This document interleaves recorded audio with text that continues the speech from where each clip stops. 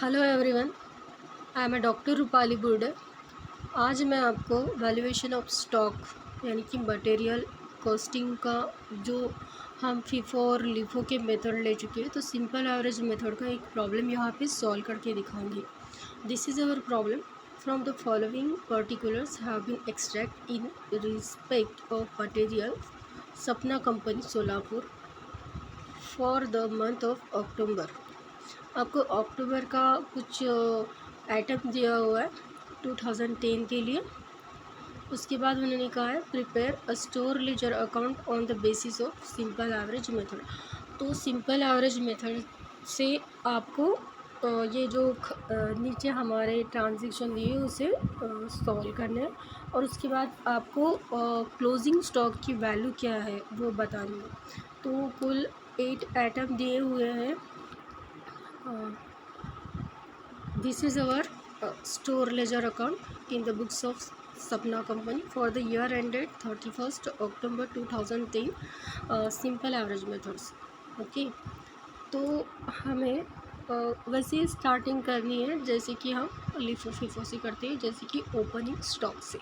तो स्टार्ट करते हैं। फर्स्ट दिया हुआ है on 1 October 2010 opening stock 100 unit eight the rate of the ₹1.75। तो आपके पास ओपनिंग स्टॉक है 100 यूनिट का जिसका रेट है 1.75। तो स्टार्ट करते हैं 1 अक्टूबर। ओपनिंग बैलेंस है हमारा, रिसिप्ट में हम परचेज करते हैं तब लिखते हैं, और इश्यूज़ करते हैं तब इश्यूज़ में लिखते हैं। अभी हमारे पास सिर्फ बैलेंस दिया है तो पूरे कॉलम को डैश करेंगे और डायरेक्ट बैलेंस के कॉलम में आएंगे। 100 यूनिट का हमारे पास स्टॉक है 1.75 रुपीज़ से। तो 100 इंटू 1.75 हमारे पास फर्स्ट जो थर्ड रो है इस टेबल के हिसाब से। पहले मैं तो बैलेंस लिखा है, उसके बाद क्या क्या लिखा है वो लिखा। और तो हमारे पास है 100 इंटू 1.75 हमारे पास है 175। ठीक है, नेक्स्ट चलते हैं। 5 अक्टूबर परचेज़ किया है 150 यूनिट्स 1.50 रुपीज़ की यूनिट से।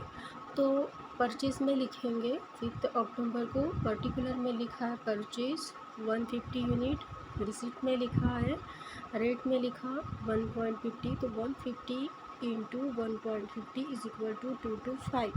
इश्यूज़ किए नहीं है तो इश्यूज़ के कॉलम में कुछ नहीं आएगा। तो हमारे पास अभी कितना बचा है, पहले के 100 यूनिट जो 1.75 के हिसाब से है 175, और बैलेंस क्या बचा अभी, और जो हमने 150 की रेट से ख़रीदे वो।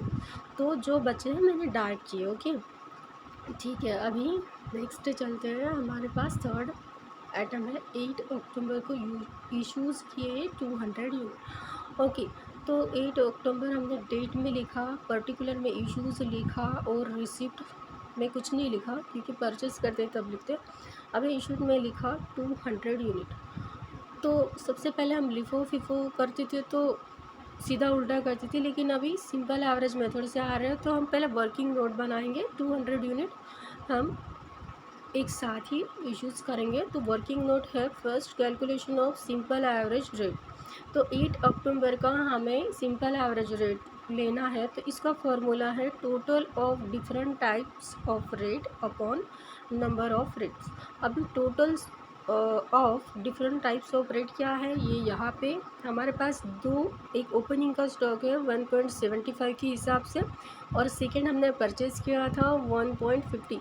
तो ये डिफरेंट रेट हमारे ये हुए 1.75 रेट 1 और 1.50 रेट 2। तो इसको हमें प्लस करना है। तो वो देखिए मैंने नीचे किया 1.75 प्लस 1.50। अभी नंबर ऑफ रेट कितने हैं, 2, एक ओपनिंग स्टॉक का और दूसरा जो परचेज़ किया था, तो ठीक है अपॉन 2। अभी 1.75 प्लस 1.50 हमारे पास टोटल हो जाती है 3.25, और अपॉन 2 करेंगे तो हमारे पास रेट आता है 1.63। तो 1.63 ये जो रेट आया इससे हम इशू करेंगे। तो देखिए 8 अक्टूबर थर्ड रो देखिए, थर्ड आइटम देखिए 8 अक्टूबर इश्यूज़ किए हमने 200 यूनिट 1.63 जो हमने अभी निकाला, तो 200 इंटू 1.63 हमारे पास अमाउंट आती है 326। अभी 200 हमने इशू किए, तो हमारे पास थे कितने, ओपनिंग के 100 और परचेज़ किए थे 150, तो 250 में से हमने 200 1.63 के रेट से इशू किए, हमारे पास सिर्फ 50 बचे हैं। तो 50 कितने रेट से बचे, सिंपल है, वही जो रेट हमने निकाला था 1.63, तो 50 इंटू 1.63 हमारे पास बैलेंस बचे हैं 81.50। ठीक है, मैंने डार्क कर दिया। अभी नेक्स्ट यहाँ पे आ जाते हैं 12 अक्टूबर को फिर से परचेज़ किया फोर्थ आइटम 300 यूनिट का 1.60 की रेट से। तो परचेज़ में लिखेंगे हमने फोर्थ आइटम लिखा है 300 इंटू 1.60 इज इक्वल टू 480। अभी इशूज़ नहीं किए तो इशूज़ में कुछ नहीं लिखेंगे, पहले वाले 50 1.63 जो हमने कैलकुलेट करके निकाला था 81.50 और अभी लिए कितने 300 इंटू 1.60 480, ये दोनों हमारे पास बैलेंस बचे। चलो अभी नेक्स्ट आगे बढ़ते हैं। 5th आइटम है 18 अक्टूबर को हमने इश्यूज़ किए 250 यूनिट। चलो यहाँ पे आ जाते हैं 18 अक्टूबर इशू। अभी परचेस में कुछ नहीं लिखेंगे, रिसिप्ट में हम डायरेक्ट इशू में आएंगे 250, लेकिन रेट है 1.62, तो फिर से वही कैलकुलेट करेंगे। चलो हम वर्किंग नोट में जाते हैं। सेकेंड वर्किंग नोट है हमारा 18 अक्टूबर को जो हमें इश्यूज़ करना है सिंपल एवरेज रेट से। तो पहले वाला क्या था, रेट ऊपर दिया हुआ है 1.63, ठीक है, और दूसरा रेट कौन सा है जो अभी खरीदे थे हमने 300 1.60, तो ये करेंगे, ठीक है।